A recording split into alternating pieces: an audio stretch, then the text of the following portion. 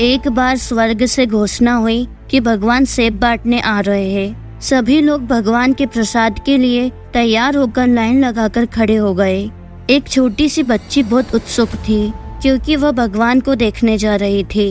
एक बड़े और सुंदर सेब के साथ साथ भगवान के दर्शन की कल्पना से ही वह खुश थी। अंत में प्रतीक्षा समाप्त हुई। बहुत लंबी कतार में जब उसका नंबर आया तो भगवान ने उसे एक बड़ा और लाल सेब दिया, लेकिन जैसे ही वो सेब पकड़कर लाइन से बाहर निकली, उसका सेब हाथ से छूटकर कीचड़ में गिर गया। बच्ची उदास हो गई। अब उसे दोबारा से लाइन में लगना पड़ा। दूसरी लाइन पहले से भी लंबी थी, लेकिन कोई और रास्ता नहीं था। सब लोग ईमानदारी से अपनी अपनी बारी से सेब लेकर जा रहे थे।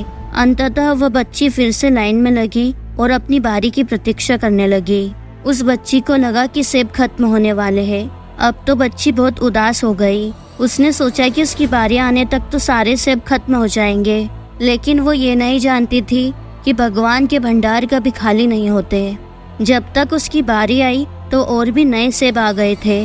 भगवान तो अंतर्यामी होते हैं। बच्ची के मन की बात जान गए। उन्होंने इस बार बच्ची को सेब देकर कहा, पिछली बार वाला सेब एक तरफ से सड़ चुका था, तुम्हारे लिए सही नहीं था, इसीलिए मैंने ही उसे तुम्हारे हाथों से गिरवा दिया था।